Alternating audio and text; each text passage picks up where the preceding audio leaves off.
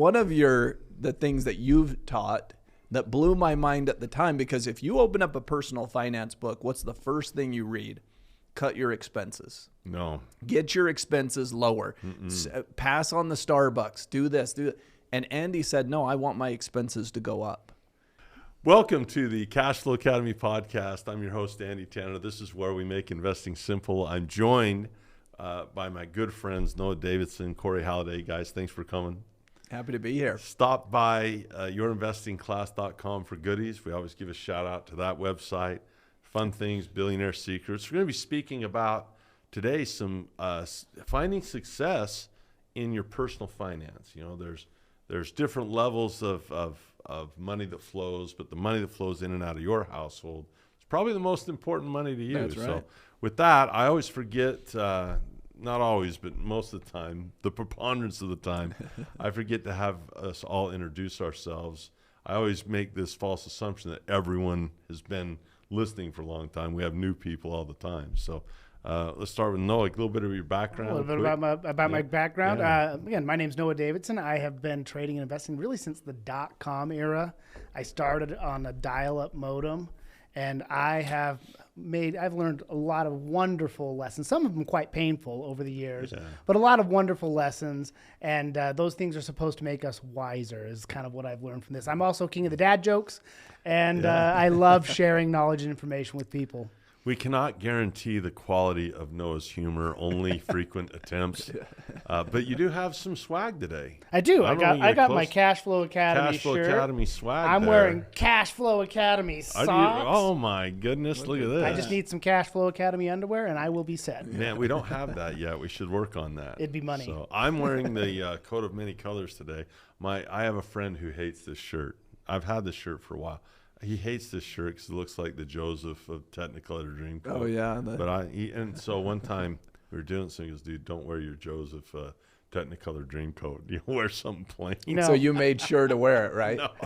No, I do what I'm told. Yeah. But I like your shirt best, Corey. Choose the red, baby. Yeah. Go this Utes. Is in honor of the Utah Utes, your alma mater, where you played basketball. Where I sat on the bench.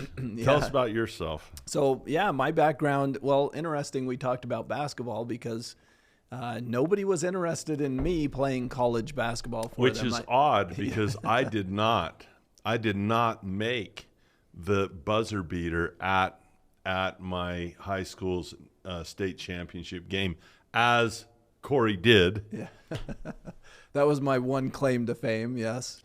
That was the peak of my life, I think. And then no, but yeah, I went to college and didn't really know what I wanted to do, and found the financial markets. Absolutely fell in love with them. Just wanted to consume more and more of it, and stocks and options and just the things that we went through. So I got licensed and started working for a broker. Worked my way up the ladder. Eventually became a Series 4 option principal, which is the head of option trading for the firm. Did that for a number of years, retired from that. Now I teach, I trade, I invest, I do all those things in the markets. But I do have to give you credit because a lot of what I feel like is the foundation of my understanding and beliefs in personal finance come from you. Come from the things that you have shared with me over the 2 decades. Hanging out with Andy's really helped me change my temperament. You know, coming from a trader background, always looking for the short-term gain. Thinking on things from just risk management. You know, what can I risk to make money? Yeah. And then sitting down with Andy and then actually really thinking through the long game of investing and the power of compounding and just keeping the temperament, kind of down at a base level has really changed the way I approach the markets. And so I still love trading. It's a lot of fun and I enjoy the leverage of it, but it's also learning how that power of compounding works over time. And again, like you've said, Corey, it's not your ability to time the market, which I put a lot of time and effort into learning how to time the market. Yeah. It's not about your ability to time the market, but about time in the market. We should have brought that up last time. We did a podcast earlier about sayings. That's a great one. Still will be our top rated podcast of all time. Yeah, if you haven't listened to that one. This one won't even get put out because the last one canceled. I'm pretty sure. They won't even release this one. No, but not to get your head too big, but one of the things that you've taught that blew my mind at the time, because if you open up a personal finance book, what's the first thing you read? Cut your expenses. No. Get your expenses lower. Pass on the Starbucks. Do this, do that. And Andy said, no, I want my expenses to go up.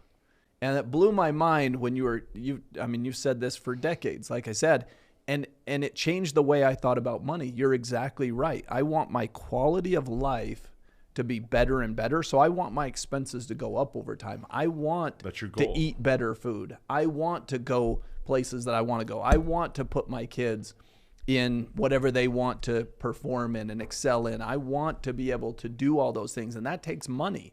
So I want my expenses to go up over time. And there's ways in personal finance that we can have our expenses go up and also have our net worth going up at the same time. Well, here's the love fest going on, but the reason that you guys are so important is you provide the creativity, and we're going to talk about secrets today to personal finance. Yeah. And part of that is creativity. I look at more popular podcasts than us. What? Yeah. No. Sure. No, Please. if you go to like Ramsey and Orman, Oh, yeah, they're going to have all these.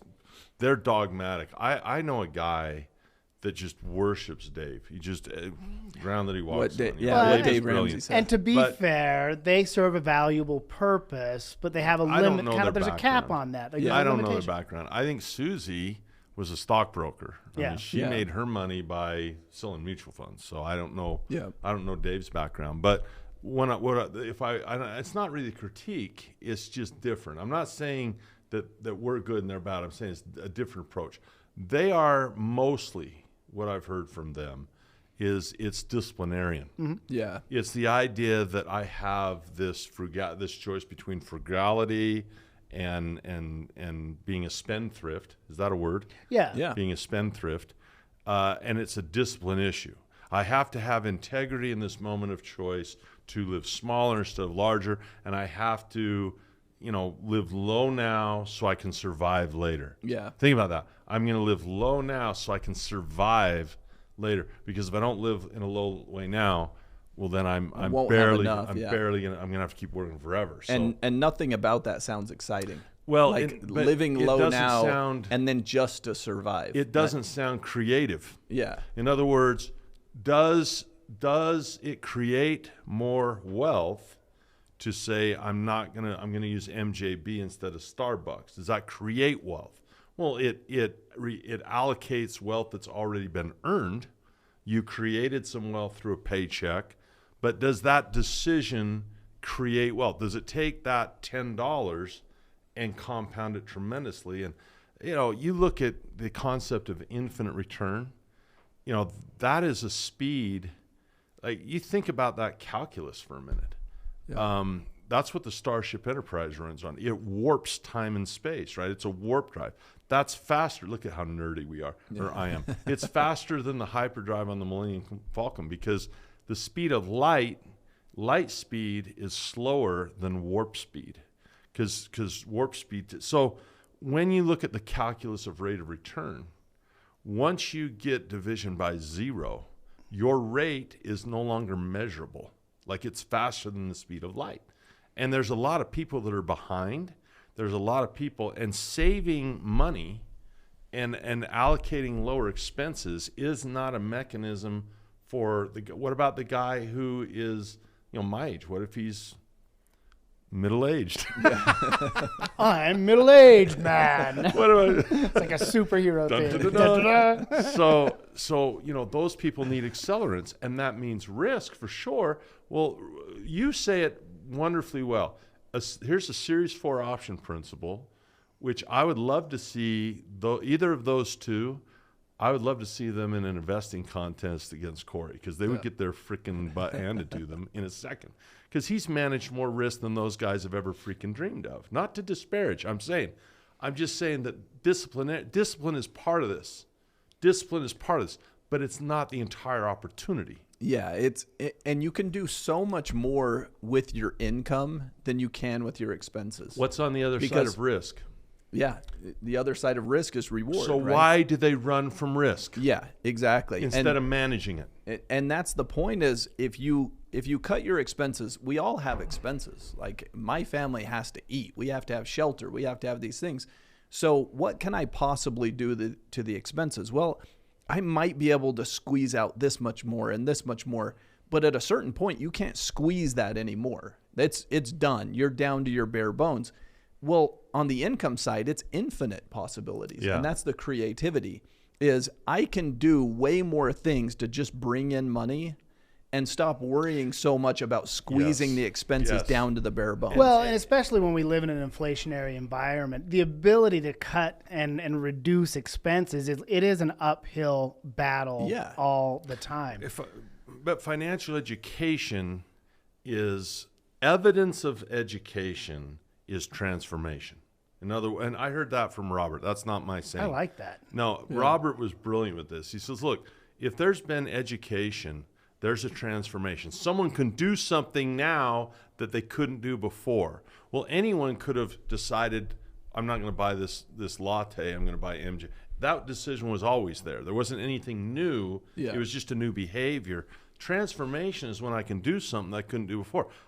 There was a time in my life where I could not write for premium. I could not write a derivative contract to receive premium in the click of a mouse. Click, get paid. There was a time where I didn't know how to do that. Now I know how to do that. Click, get paid. Yeah. That's an income. That's true education, and that is wealth creation, and it's about risk management. So let's dive into the topic, maybe kind of organize a little bit more. And what I'm gonna propose is the idea. Noah always wants to talk about politics. Or religion. You get your choice. Or both. Yeah, absolutely. Oh, gee whiz. Let's mix the two together. Oh, see my. what. Well, then you cocktail get a that comes political up. party. Well, yeah, exactly. If you take politics and religion and mix them together, you've got party politics. There we go, baby. But I've said this before. There is no government policy. No government policy can create the horsepower that can match a strong personal policy.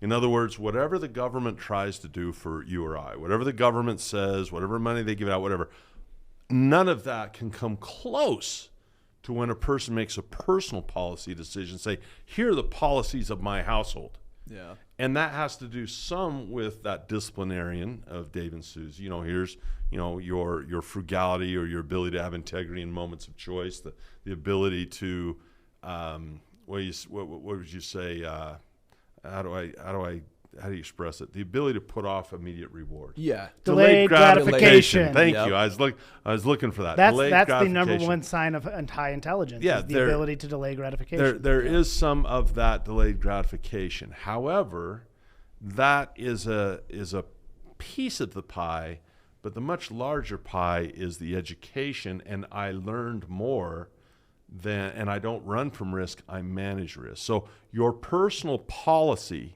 on earning money, your personal policy on education. Do I have an education policy in my household? Yeah. Do I have a policy of spending money on personal care? My wife, and I like, by the way, husbands bash their wives on this stuff. Like, why would you do this? Yeah. My wife, like when you like, I remember we went to Beverly Hills and we did a makeover. And it looked like the Indy 500 working on a car. Okay, she's sitting in this chair, and there's people with her, and the guy bringing the thing, and you don't use hairspray; it's product. You don't use shampoo; it's called product. Right. Would you like product in your hair? Oh yes. Would you like product? Anyway, she spends money on nails, eyebrows, hair stuff, and it's glorious because what you want you wouldn't want to put your best foot forward. You wouldn't want to Right. say, hey, this is the best I can be. And so what is your policy on those expenses? What is your policy on education? Do you care enough about what's going on here? We also spend money on the inside. Yeah. We spend money in subscribing to podcasts we care about. We spend money on reading books that we care about. We spend money on going to seminars that we care about. We have a personal care budget to look our best on the outside. Well, she does. She can't get me to buy new clothes. I'm like, what do I need? It's what you want. To be fair, right? Andy, she makes you look a whole lot better. Well, let's just say all three of us outkick our coverage. We don't need to spend any time establishing that, because if those three did a podcast, they would kick our face in. Oh, that would be the number one rated podcast. You know what we ought to do? You know what we ought to do? We ought to swap them out one. That would be awesome. Have the three of those guys talk about us. That would be the highest rated podcast for sure. 100%. We have those three come in here and talk about us. Andy snores. You know what? Yeah. Here's a little known fact, though. About Corey. Speaking about that, I don't buy any of my own clothes. Yeah. My wife buys me everything because she enjoys that, and I don't necessarily enjoy that, so she just buys whatever. Yeah. So whatever I just wear what's on top. I just grab the first thing. I don't even care. Yeah. But the point is, you develop your outside. But what is your policy on education? Do you believe you should learn more next year about money than you knew before? Oh yeah. We have this policy of ending education. Yeah. How many years you got left before your high school? What year? You'll be done. Yeah. When I finish my school. When I finish my education. School. Yeah. Why is it a policy to end learning? Because I look at a guy like Warren Buffett at 90 plus, and I read his letter. I'm like, this dude has a mind that has been exercised, sharp, keeping going. So, well, he went. If you read his background, he went and paid to be in a personal speaking learning environment. Dale Carnegie. Yeah, Dale Carnegie, of course. Yeah. How to win friends and influence people. And he was getting out of his shell. And he wanted to be able to communicate better with people and to be able to speak in front of people. And this was not a strength of his. And if you were to say, what are some of Warren Buffett's biggest strengths? And it's exactly that. So he took what was a weakness and he said, transformation. I want to be better at this thing. And so he put money, he put time, he put effort. Did his expenses go up? Absolutely. But it has paid dividends over and over again, right? And so that's the same concept is, for me, when I look at my own expenses, I always look at, I want my expenses to go up, my quality of life. I do try to cut out the needless expenses. Like I don't want to be wasteful, but then I look at what do I actually hate doing? Yeah. Like if I hate mowing the lawn, hire someone to do that. If you don't like washing your clothes, get somebody in there that will wash your clothes and fold them. But Forrest will mow the grass for free because he likes it, right? Yeah. It is about the eye of the beholder. For sure. And so like to have a template, just say here's a template, a person has to decide what they value because value is in the eye of the beholder. Yeah. I have an NCAA championship tournament watch. And if I put it on eBay, it's probably worth, I don't know, $100. Who knows what it is? To me, if you offered me $100,000 for that watch, I would not give it to you because it represents teammates. It represents. Yeah. If you offered me $1 million for that watch, I'd say here it's yours. But it's in the eye of the beholder, right? Most people wouldn't pay for that what I would. Right. It doesn't mean as much to them. Okay, so policy, if you can catch that. Your personal policy will have more horsepower than any. If you take the best, you take the best government policy, it cannot overcome a poor personal policy. Isn't that like an oxymoron? It can't. I don't know what it is. Giant shrimp, best government policy. It just doesn't. Those words that don't seem to go together. And if you flip that over, the worst government policies could not hinder a solid personal one. Yeah. Right? Not yet anyway in my country. There's places in the world where your country sucks enough that could happen. But not in my country. As long as I get up in the morning and I had this freedom day, I can get on the internet and I can study anything I want. I can sign up for courses I want. I can learn anything I want. I had a guy on this podcast, I shouldn't have said it, and I kind of slipped out. I might have offended him. He's a PhD guy. And I said, it's interesting how obsolete. I'd be so afraid to be a professor because there's nothing taught in a college that you can't learn online somewhere else now. Well, that's true. It's in fact. So you can learn whatever you want to learn, right? That's right. And you can choose your own teachers now, right? You can. Yeah. You don't have to get admitted. You choose your teachers. So let's go through some policies and give some secrets to personal finance, okay? Policy number 1, what's your policy on risk? What's yours? your risk manager? Well, my policy on risk is to manage it and learn how to manage it. And so I spent time and money learning different principles for how I can manage trades and investing. And I differentiate the two in terms of my money. So I want to talk about why I asked that question, because I knew the answer. I knew you're a risk manager, so I knew your policy would manage.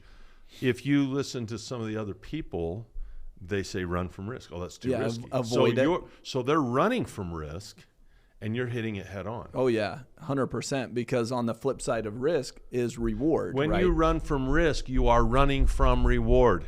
That's right. And people think that they're taking the safe route by avoiding assets, and it makes no sense whatsoever. Because if I put my money in a mattress, well, first of all, I have risk that money might be stolen or whatever. But I know with 100% certainty that over time, that money will continue to buy fewer goods and services. So it is losing its value over time because the prices of things go up. So I have to... You're fighting government policy of printing with a personal policy that's going to crush you. So my policy on risk is embrace it. Learn to manage it, but absolutely embrace it, because the way to get ahead is to own assets. Now, assets don't go up in a straight line, do they? If you buy a stock, if you buy whatever, it's going to have some fluctuations to it. But I can also manage that by generating income off of the asset. It pays me a dividend. I can reinvest those or utilize those to pay off bills. And so now all of a sudden I've got a corporation, I've got a business that's working for me. Every time I go and buy an Apple product, which we buy a lot of, they're working for me. And some of that money that I'm spending is going directly into their revenues and their earnings and the dividends that they pay out and so forth. The policy of managing, now we can talk about fire and sex. Yeah. There you go. Do those things go together? No, they do in my house. Oh yeah. Wait, what are we talking about? Melanie's gonna hear that and say, "You tiger." What am I, Tipper Gore? Come on. Edit. Clip. No, leave it. Leave it. What am I, Tipper Gore? She said that. Al Gore, he's a tiger in bed. Literally, oh my gosh. Tipper said that. I don't remember that one. I have never looked at Al Gore the same. That's not an image. So he invented the internet and he's a tiger? Yes. He invented the internet and he's a tiger. Go Al. Double threat guy. To heck, that's a triple threat. That's not an inconvenient truth. Nothing inconvenient about it. Might not be true. I don't know. This is why I bring up fire and sex. You're dealing with power. What is your policy on power? But when I was a Boy Scout, they had a flint and steel. Remember the little red, the little red pack? And you took it to all your friends as a Cub Scout. I have a flint and steel. You don't want to play with fire. You want to master it. Yeah. So fire, if you look at its power, it can give me heat. It can give me light. It can chase off the bear. It can cook my food. And if you're in the mountains, right, riding the storm out, REO Speedwagon reference. Right. When you're riding the storm out, the number one thing before food or thirst is hypothermia. And you're a bit. If I had one skill I'd want my son to have in the whiteout or the ability is to build a fire in a snowstorm. It might be the difference between life and death. You guys are thinking too small. I mean, when Prometheus stole the fire from the gods. How do you even know this stuff? Why don't you know this stuff? When Prometheus stole the fire from the gods, think about this, what we've done with fire. We've captured it into the form of a combustion engine, okay? And we've transformed the world. We have sent rocket ships into space. With fire. With power of fire. With fire. Yes. That is big thinking, right? Yeah. That's big. Solar, power of fire. That comes from fire, yes. right? So it is a tremendous power, and we say, well, don't play with matches. You're gonna get burned. No, master the matches. Yeah. Teach, and so you say, run from fire. Fire bad, no fire, right? The caveman, fire bad. We have a saying in my household: safety fourth. Oh, that's a good saying, dude. Fun's first, safety's fourth. But no, we want to be safe. We want to be smart, but life is meant for taking risks. What's number 2 and 3? It changes from day to day, quite frankly. fun first. But safety's always fourth. Yeah, It's always in Yeah, there, yeah. but it's not. It's unimportant thing. It's not the important thing because safetyism is a problem in the world today. Like you only have to go back and look at just recently, and we'll get canceled for this, but like the pandemic, Yeah. the world collapsed under the Yeah. yoke of safetyism. Yeah. And it paralyzes people with fear. And when 100%. people are paralyzed by their fear, They don't shoot the basketball. So They don't shoot the you miss basketball. 100% of the shots you don't take. Thanks, kind of Wayne thing, right? Gretzky. Exactly. Thank you, Wayne Gretzky. So you have a child and you say, here's this Boy Scout, let's teach them about fire. Okay, sex. I approached it with my sons. When we talked about the birds and the bees, we actually became very serious about it. We can joke and have fun, but you balance that with a serious thing where I said, son, this is a tremendous power. It is not a bad power. It is heaven blessed, and you're probably more like God in that act of creation. That power to create another human being for sure. is pretty serious power, right? Well, if it's treated with education, if it's treated by parents that educate, when they understand what it is and what it can do and the good part of it, it also can bring the most sorrow, and it can destroy people's lives when that power is, it can destroy lives when it's misused. So do you run from things? And I love the term safetyism, because if you're running it just because there's a risk present, what's on the other side of it? Reward. Yeah. And when it's done right, when it's done in the way that it was meant to be done, you can have a life that's incredible.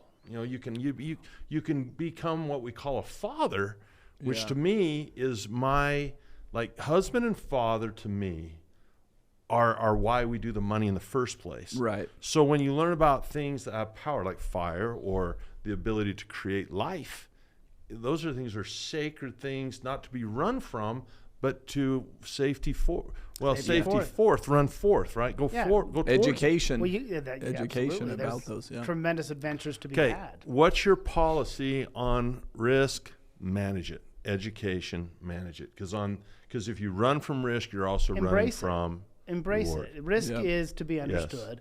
And, you'll never create great wealth without some leverage. Yeah. And learning how leverage works. With enough leverage, you can move, the world. Yeah. And people, like, you'll hear people say things like, even Warren Buffett has said these things. Options are a weapon of mass destruction. Yeah. If used improperly, fire is a weapon of mass destruction. Yeah. But when used properly, with intelligence, it's incredibly powerful. Yeah. For sure. Okay, next policy. What is your policy on consistency and budget? Now, let me explain can I take this one? Yeah, I absolutely. care about this. So I just did we're gonna start something new at the Cashflow Academy, a new product, where instead of just doing like a webinar for 90 minutes trying to get people flash in the pan, we give them a chance to learn what can be done over a whole day. So I just finished completing, you guys came in on the end of it, right? We just finished an entire full day training people can have access to, okay? So if you want access, write us and figure out how to get access to it or whatever. But it's a full day, and it's called Creating Your Rat Race Escape Plan. And I talk about a policy of having a meeting. In other words, what is your policy on talking about money and spending time on money? As you look at your calendar, what is your personal policy on, of those days of the week, how many of them are you going to spend focused on money goals? That's called, we have this thing called an SOP, Standard Operating Procedure. So when it comes to the amount of time you're going to spend on those goals, there's an old saying that says people spend more time thinking about their Christmas list than they do their financial opportunities in life. Or planning a vacation. Yeah. Than that, And I don't know that my policy is the right one or the wrong or even the best one. I just know that having one is probably better than not having one at all. So in our household, our policy is once a week. We're not going to spend time on planning money every freaking single day. But if we say once a week, so here's how our policy works. And I'm not saying that this is the right one. I'm just saying that if you don't have one, try this out maybe and see if your life gets better. It doesn't instantly make you a zillionaire. It hasn't made me a billionaire, right?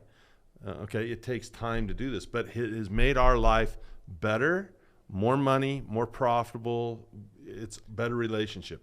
And that's the point, the relationship part. I feel like a lot of people probably only fight about money. Like a lot of individuals that are married or, with a significant other, a lot of their communication about money is in a negative aspect. Instead of together. Instead of a positive, hey, we're going to have this planning meeting, we're in this together, and that sort of thing, which is, it's incredible because I think that aligns your goals. And now you say, okay, what are we working towards? You're on the same page.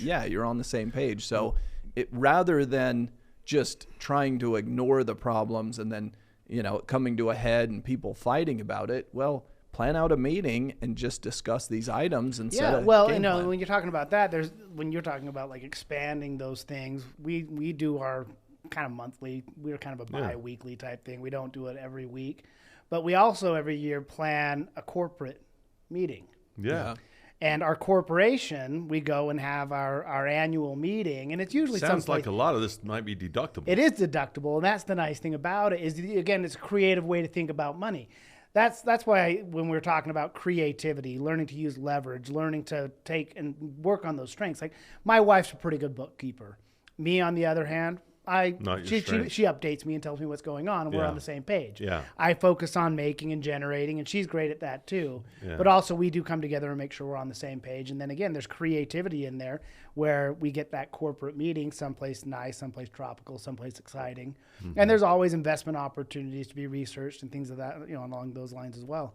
But it's again, tax deductible. That's an interesting concept. It is. We have ours once a week on Sunday, and if we don't have it on Sunday because a kid had stitches or had to go to the hospital, whatever, we'll have it on Monday. But we do 52 a year, and awesome. It's always a good feeling at the end of the year to look at each other and said we nailed 52 of these meetings. I need to be a little bit more like Andy Tanner. Go to every week. All right, we're in. Yeah, well, it's a fun meeting because we look forward to it. Meetings only suck when they're lame, right? Meetings that are fun are good. Meetings can be fun. Work can be opportunity.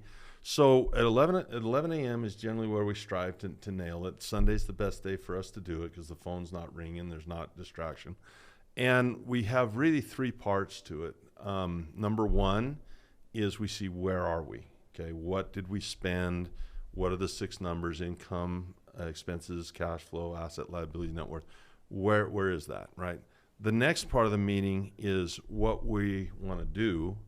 And so I might talk about the calls I'm going to write, and just basic stuff. Are we going to rent this? Or are there any transactions we're going to make to further our goals? And then the third part of it is we plan it. We obviously your week is planned out more than a week in advance, but we really lock in on the next 7 days before the next meeting. We'll have stuff on the calendar beyond a week, right? Yeah. But on that 7 days, we look at every hour of that calendar and we say, what are we going to do? And are there activities that we're going to do that will generate income and build our dreams and our wealth? Yep. And that little triple combination, where are you, what transaction you want to do, and that calendar of what we... It's awesome. It's a pretty simple thing. And there's high fives at the end of it. Every time, even if we had, it was really interesting. We had an expense that we were like, oh, do we really want to do this? We really want to buy this thing. It was a pretty big expense. And so we made this expense and we decided to do it. And at the end of the week, we said, okay, well, there's that expense. Did we really like it? Was it really a good one? And we said, yeah, it was. Did it improve our quality of life? Tremendously. I mean, a massive improvement in the quality of life. So your policy first on risk, manage, learn. Yep. But your policy on time spent, you got to have one, what you focus on will expand. Inherently, what you focus on will expand. And we have some really good tools. I love the calculator that you made online. Yes, that helps people to go through these numbers. I don't know so if we anybody can link to that in the show notes. I don't know, but reach out to us. Reach out to our customer support, and if you want more information, because you can plug in your cash flow, you can plug in your assets, you can plug in your liabilities, you can see what path you're on. And then you can make some game plans for the future. Well, what type of return do I need to make, and how am I going to go about that? And it'll tell you some different ideas and concepts. So that's another policy. What is your policy on goals? On goals, yeah. Do you have financial goals? And what is your policy on goals? I hate them. No, I don't. focus on process. Goals are what you will get. And of course, they're in mind. But if you focus solely on the goal and not the process, it's a dream. I like that policy. So that's my policy is I don't focus on the goal. For example, I don't focus on working out. I focus on getting my gym clothes on. Interesting. Then I focus on getting myself in the right location. My wife's a lot like that in that she has result goals and process goals. Yeah. When she spent time doing the NPC, whatever that stands for, the National Physique Committee of whatever, she really loved the day of the event and the trophy or whatever, but far more she enjoyed the process. So you have a policy of these are my result goals of what I want, and these are my process goals of what I will do. Yep. But at least you have processes, routines, habits. Yeah. That's how you reach goals. My policy on goals is very, very simple. Do I want a goal of survival financially, or do I want a goal of abundance? Because most people, when they sit down with an advisor, financial planner, or whatever, the conversation often falls or slips down into mere survival. Well, that comes back to mindset. You have a scarcity mindset, or you have an abundance mindset. Growth mindset. And I've always had growth and abundance as the foundation of everything. Yeah. And what's yours on goals? Same concept of abundance. And part of that goal that I set a long time ago was to help others around you and lift them up. And so not only with just sharing education, but also money aspects. Like my mother-in-law, as an example, she wanted to facilitate this building, to run her business and so on, but needed some capital to work with. And so I'm able to fund some things for her and help her within her business and things that I can do for people around me because I have set goals. I have worked on process and I understand the mechanics of numbers, and all of that comes back to education. So for me, as far as like goals, one of the goals that I have is I'm always happy when my asset column goes up.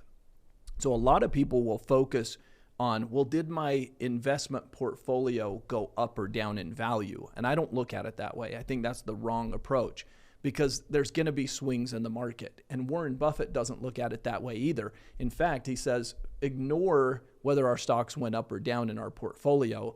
Focus on operating earnings, focus on these things. But he says, I'm happy when I'm able to buy more assets. And so for me, I have a goal that I want my assets, and it could be by another share. If one share would increase my assets, right? But usually it's more than that. But every single month, I have a goal to increase my asset column. And so do I hit that goal every time? Well, there have been times where I thought it made more sense to liquidate some things for fundamental reasons. And so, I make a decision to reduce my asset column temporarily and maybe to go to a little bit of cash or something. But basically, my goal is every single month, I want my asset column to increase. That's a hell of a policy. Yeah. Even and like you say, in Warren Buffett's letter, he talks about the generally accepted accounting principles total, the GAAP total, all the time. And he's like, look, we just want to acquire large, favorable. The net worth of those, the equity in those will go up and down. The value equity will go up and down. But you want more doors if you're a real estate investor. Yep. You want more shares if you're a stock investor. You want more customers if you're a business owner. Yep. Right? You want more, if you're a Bitcoin guy, you want more Bitcoins. You want to add to that by the number of square feet, the number of coins, the number of ounces, the number of shares, regardless of what the value of those are. Yep. We want more and assets. Look at Warren Buffett and Berkshire Hathaway. They have a huge cash pile, but they're not getting a huge cash pile because they're selling things. They're getting a huge cash pile because the assets that they own generate income. Businesses that they own, all of these things keep piling up more and more cash. And they're trying so to what get do rid they of keep? it. What do they keep doing with this cash? They buy more assets, Compounding, which then produces more income, Compounding. and then they got to find more place. So if you look at Warren Buffett, of compounding. You just policy, unlocked a big secret. Yeah. Money, you talk about hoarding money. Your goal is to get rid of it. Yes. Yeah. but into productive assets. Of course, yeah. Yep. You want to trade your money for something of value, Yep. whether that's education that can help you 100%. produce more. So you're saying in your policy, you're going to every month buy an asset. I'm going to increase assets. And that is a policy that I have. How long have you had that policy? I've had that policy for, I would say, at least the last 15 years. Solid. And I always tell this story of that I believe, and I'd have to go back and map it out, but I'm pretty sure my net worth has pretty much gone up every year for about the past, 20-ish years. And I've been doing this for over 20 years, but I didn't always have that policy. And this is where I give you a lot of credit of some of the mindset things that I've learned from you 15 or so years ago really changed, because I remember there was a time, the first house that Jackie and I bought, we were trying to pay it off early, which was a policy of like, I want to pay it off so I can just own the house outright and not owe anybody. And, probably 15, 18 years, whatever it was, you were emphasizing some of these other points, and it changed my way of thinking. No, debt is good because I can, it's an accelerator. it's fire. an accelerator. It's as fire. long as I know how to utilize it. Fire. I don't want to pay this house off early. Yeah, Beavis and Butthead. Hey, Corey. But Corey, you like debt and fire. That's right. Shut up, Beavis. hey, Beavis. But the point was I'm that about to sure be I could, portfolio. if my interest rate was really high, maybe I do want to pay extra or something if that's the best place. But for the most part, I want to take out a loan. This interest is deductible. I'll pay it over time. But if I keep pushing more and more money there, I'm missing out on the investments and the compounding that can be happening over here. So I looked at it as, no, I don't want to pay this real estate off early. And so it was probably, Shorten the 15 to 18 years ago that I really made that mental shift, because I was in the Dave Ramsey for that first, I'll call it the first 5 years. I was in that mindset of, get out of debt and, just everything free and clear. free and clear and so on. And then, again, it was probably 15 or so years ago, I just made that mindset shift, and it made a huge difference. So now I'm acquiring assets, but I'm not afraid of some leverage.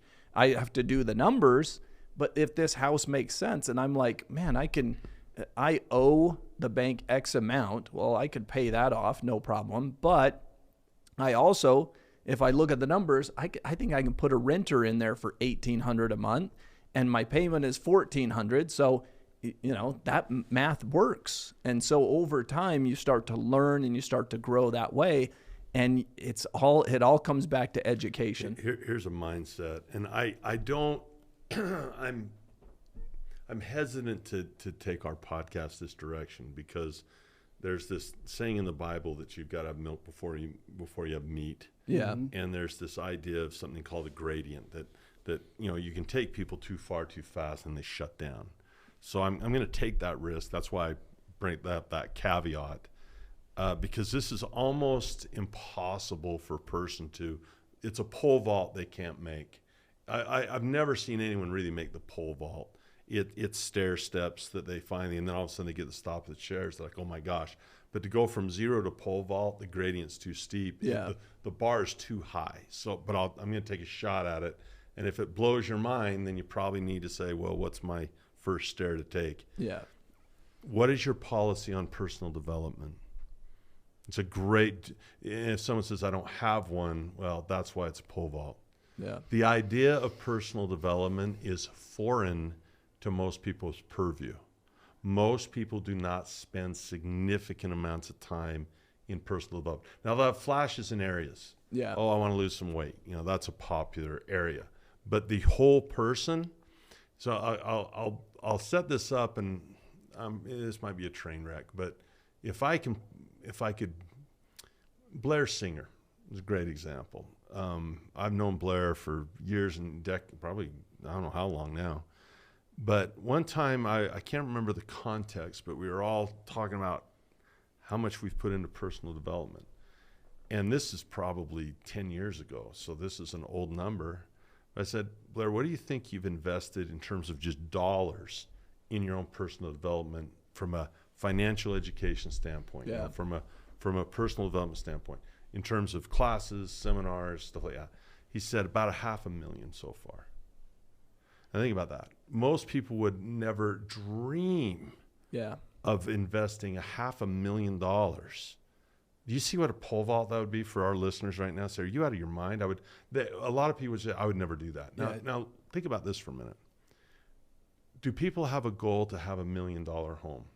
Now, when I was young, I didn't realize that just meant I would live in California with a garage someday. I know, right? Attached garage? Yeah. Wow. You mean separate garage you can live in? I remember they opened up a new neighborhood. I was still riding a bike at this point. Yeah. And they built this home.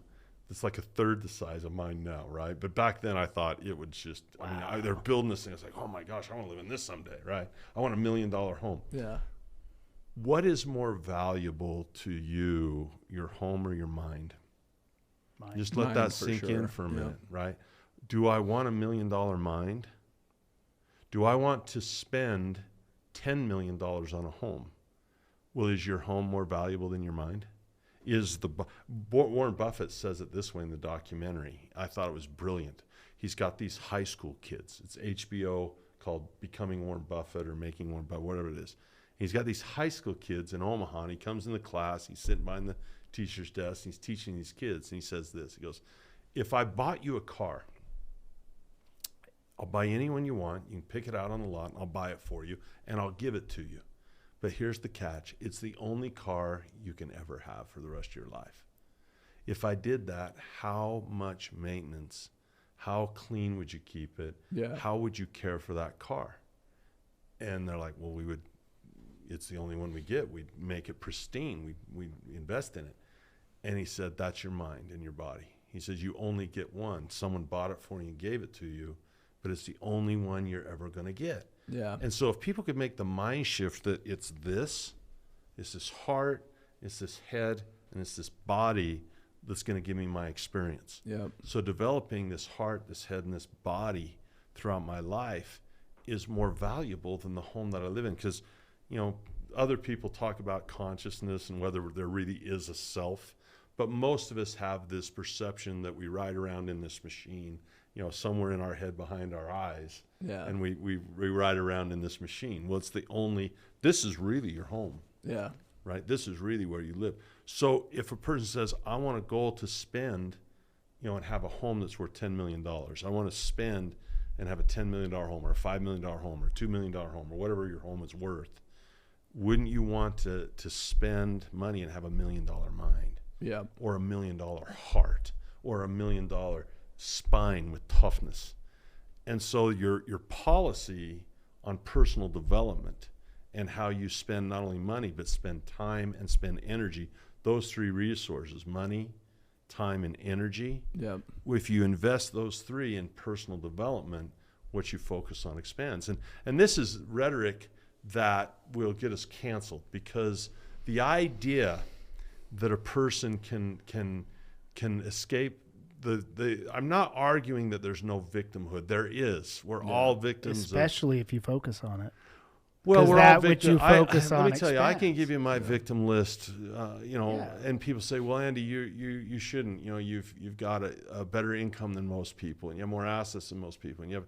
Well, yeah, but health problems still come into your life, and other things. We all have our stuff. Absolutely.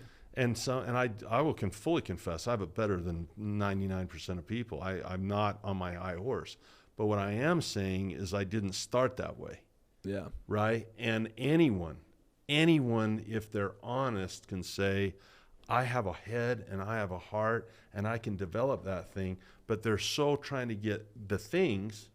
Oh, I need this thing. I don't have this. Yeah. They look at the scarcity of things they have when what they have is the power inside. It's like nuclear, man.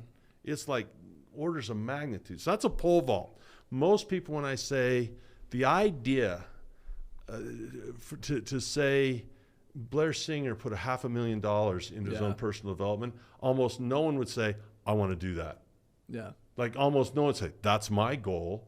But if Robert pulls up in front of my kids in one of his Ferraris, that's pretty easy. Everybody I want wants that. Yeah. I want that Ferrari. And the I want his Ferrari, Ferrari. the not- Ferrari is Yeah. a better vehicle than your mind and your body. Your home is a better place to hang out than your own mind and your body. And so to make that quantum leap is huge. So that got Yeah. too heavy for a podcast. No, I think that's it's great. No, it's too heavy. Nah, It's too big of a I pole think vault. right now. No, the gradient right now is like, people are like, No, oh yeah, I sure. think people are. you guys have money. You can hear it. Oh yeah, oh yeah. No, I'm just saying, set the goal. Yeah. I'm not even talking about whether you have the money to invest in your own personal wealth. I'm just saying, does that goal appeal to you? Are you excited about it? That's the quantum leap. It's not whether you can do it or not.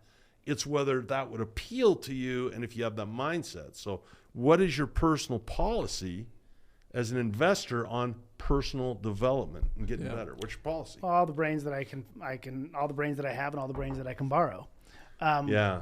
For me, it's been I have put a ton of money into my own personal development. I'm always working to be better tomorrow than I am today. And it's for me, probably the greatest single blessing in my life is the people I've been associated with. Yeah. Because when I've hung around people who have impoverished mindsets and think and feel scarcity, they don't uplift me. And again, the poor will always be among us is one of the things that we learn. But also we've been given blessings and talents, and it's our job and our goal to develop those. Yeah. And so for me, just Preach. Amen. Preach. But it is who I'm hanging out with, because if I'm hanging out with people like Andy, who has taught me so many valuable principles, when I'm hanging out with Corey, it makes me want to be better. It makes me want to learn more, study more. I mean, half the books I've read are because Andy read them. Or half the things I've learned, or the way I think is because of people I've been around with. And when left to my own devices, I'm kind of a hedonist. I like to go find things that bring me pleasure, and I try to avoid pain. But at the end of the day, if I can sacrifice, I try to avoid pain, says the person that skis down the hill into the pine tree. but you know how much excitement I got out of that. I live more in So that. I want to be clear that when Noah says hedonism, he's talking about skiing and extreme sports. I'm a bit of a thrill seeker. Oh, I get a call from Noah one time, and he's got his cell phone up in the air on top of a mountain trying to get a signal. He's like, I don't know how long the signal will last or not, but I need a wheel. And then it just went dead. Again, safety fourth. Andy, I need a wheel. Safety fourth. Safety Fun fourth. first.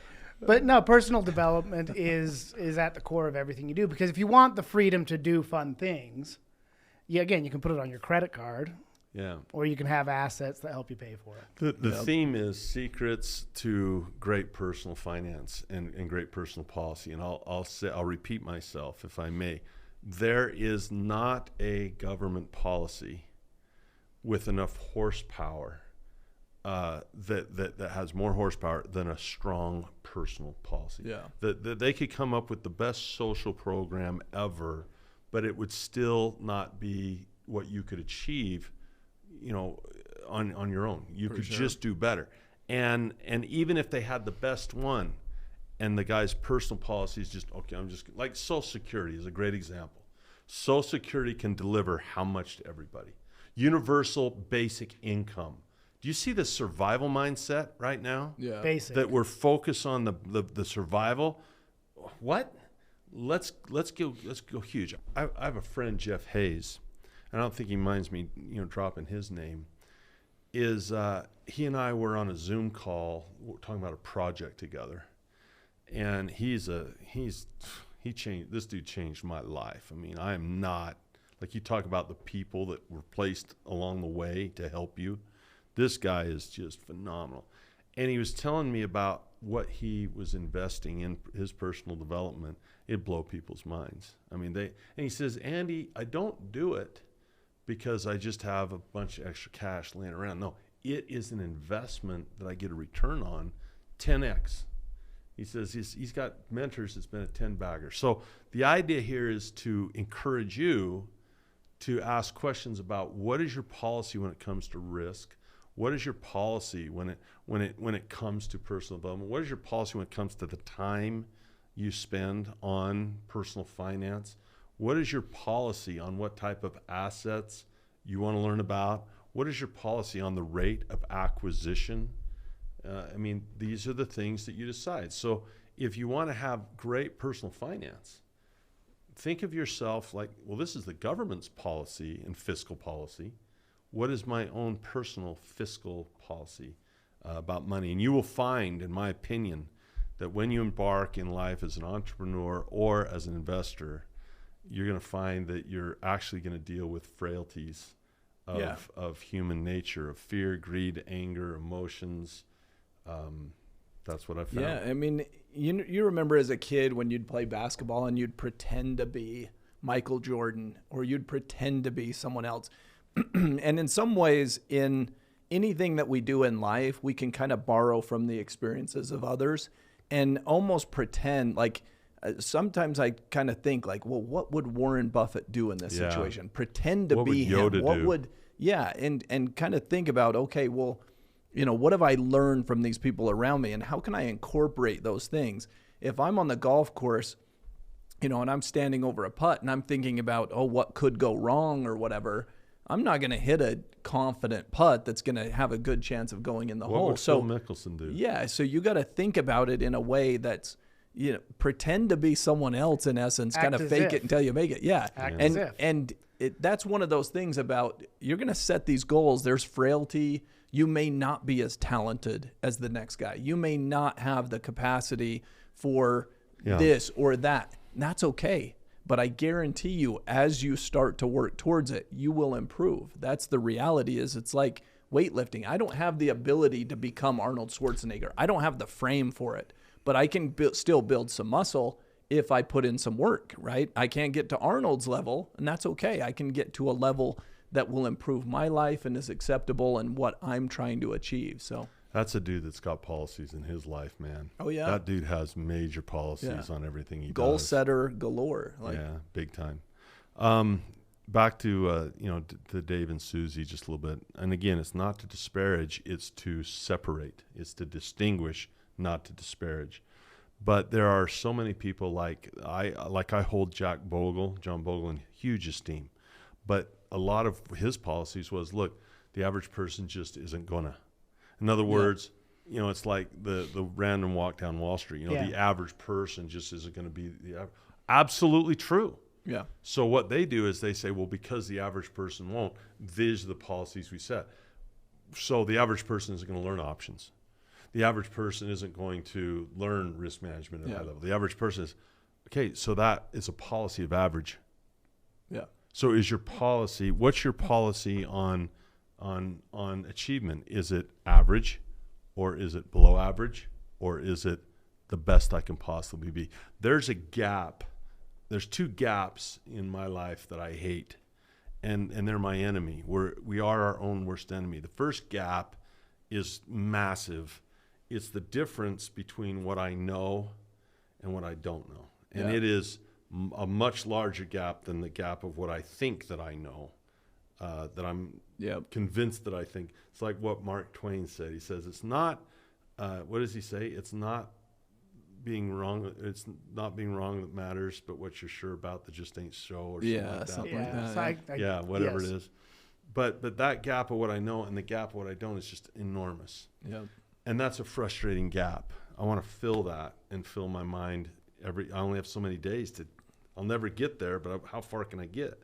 The other gap that just is the most frustrating gap. Yeah, I hate this one.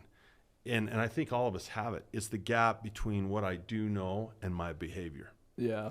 Where I'm doing stuff like I know, This is where coaching and mentoring. The other day I grabbed an Oreo, and I always do the cream first. I never eat an Oreo that way. I take them apart every time. I disassemble my Oreos, and I can take down a sleeve pretty easily. And my wife's like, and I'm like, oh crap, I know I don't need her to tell me that there's, but I lost focus, right? I lost focus on what I was doing. So I'm old enough to know better, but young enough not to care. Yeah. And that's where coaching and mentoring comes in, right? Yeah. Because there is that policy gap on coaches and mentors. Yeah. This is the idea of there is a gap for people between what they know they should be doing and what they're actually doing, right? Yeah. It's like, okay, I know I need to work out. Well, if you have someone that can hold you accountable, And you spend some time and you spend some money on that. And the same thing in personal finance, where, you know, we like the idea of coaching and mentoring because it holds you accountable. It's something that, okay, I need to make sure I get this done, and then report back to them, and then they'll have some guidance and some direction. There's a lot of wisdom in that, because the coach doesn't feel the feelings you feel when you need to do one more rep. They're not bound by that. Right. They don't have, it isn't even that it's just the fact they're another different human being helping you, is they are not burdened and limited by all the stuff that's going on inside you. And they're like, I'll just do another rep. I don't really care. Yeah, but I'm dying. Yeah, well, that's you, not me. Go do another rep. You can do one more. Great discussion, guys. I love the free, just the free ideas that we throw out. What's your policy on this? What's your policy on that? The secret to an improvement in personal finance is to go through and say, what are my policies on it? And what am I going to do on it? And you can tweak those and change those, but the very fact you're focused on it, we congratulate you for listening to this. That's a policy of listening, I guess. Well, this little podcast kind of lights the fire. Yeah. You know what I mean? Like, you start talking about things like mindset. You start talking about things like policy, goal setting, steps, processes, mentors, education, all of these things. I think, like you were talking about the pole vault, just one step. Take a step. Yeah. That's why we have steps in our house instead of poles vaults. It's just a better lever of the inclined plane, right? For sure. Yeah. Smart. Most people build their home with a staircase, not a pole vault. I want to go to the house that has the pole vault and see that. I've never watched the Family Guy. I barely knew what it was. And my kids come in and it's on the tube. No one's really watching the tube. It's just on. It was a Family Guy. I go, what's this? Oh, it's the Family Guy. I don't even know anything about the show, but I just see he's a fireman in this or whatever. And he goes and he runs. You know how they grab the thing and they go down really fast, the pole? So the Family Guy runs over. He grabs the first fireman, down. Second, down. Third, down. He grabs it, and he goes through the roof. And I'm like, what? And he goes, sorry, first day. I'm a rookie. That's awesome. So we have stairs in our house. Yeah. For a reason. When I was a kid, I had some rich neighbors, and I got to go over to their house to play a few times, and they had fireman poles. Did they really? Their to house. Get from one and level I'm to like the 10 next. years old, and I'm like, I want to be rich. Like, fireman poles in my house. Oh my goodness. Well, there you go. There's your goal. So what you're saying is go to yourinvestingclass.com. Yes, to finish up. Go to yourinvestingclass.com. As part of your personal financial policy, learn about billionaire secrets and fun stuff like that. I love you guys. It is so fun. Our listenership grew. Didn't know whether it would, but this podcast has been one of the most important things that's happened to me in my personal life. All these experts I bring in, I get to ask them questions. I didn't want to do the podcast. It was actually Mike that said, dude, we should do that. I'm like, it's another thing to do. And I looked at it as work instead of an opportunity. I was totally framed wrong. And I was like, you got to keep it going and, more time, more expense. And man, having done this now I would never give this up if no one listened. Okay, if no one listened, I would still want to hang out with you guys. Well, to that point, we have these discussions without mics in front of us, so it's fun to share it with other people. Clearly, nobody thinks they have a microphone in front of them in this group. Well, clearly, when the mic we're not paying it. We're not paying attention. And Corey, let's be honest. We don't quite have these conversations when the mic's not on. There's. Isn't that funny? We live in a world where we can't speak freely. Like you were just on pins and needles. What am I going to say? Oh, gotcha. I gotcha. We do tone it down a little bit, but I'm pretty sure we've been canceled. There's 4 people that are still unoffended. Well, you talk about setting goals. Oh my gosh. When we talk about setting goals, I think it is a good goal to become uncancelable. Yeah. Oh. Because when you live in a world where self-censorship that means you kind of live in a tyrannical kind of if you have to watch what you say. If you have to watch what you say. But when you feel free to say it without fear. Here's my take on that. Look at the guy's heart. If you look at the guy's heart and it's like poking fun at people. I could have one guy say something to me that wouldn't even be offensive because I know the guy's heart.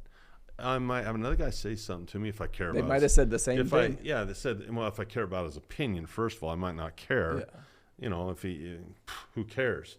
But he says something to me, and if it's someone I respected and someone I thought was worth listening to and someone that you know, it might hurt a little. Yeah. But it might be good. So you got to, you know, with all that stuff, look at a guy's heart. You know, Yeah. if he's having some fun and poking fun, laughing at ourselves, let's not get too worried about that stuff, right? I don't know. I guess I'm in the minority on that stuff. We all are, but yeah, it's cancel away, I guess. Yeah. We are. I think the world kind of extends a little too far, and then hopefully it'll come back. You know. What are you talking about? Common sense and being a centrist and not worrying about. I hope so. Don't That's sweat what I'm holding out. We had all those sayings. How about don't sweat the small stuff? Hey, check out yourinvestingclass.com. Great to have you guys around, and I look forward to this every couple of weeks when we get together and put a couple podcasts in the can. So Nice. awesome stuff. We'll see you guys next time. This podcast is a presentation of Rich Dad Media Network.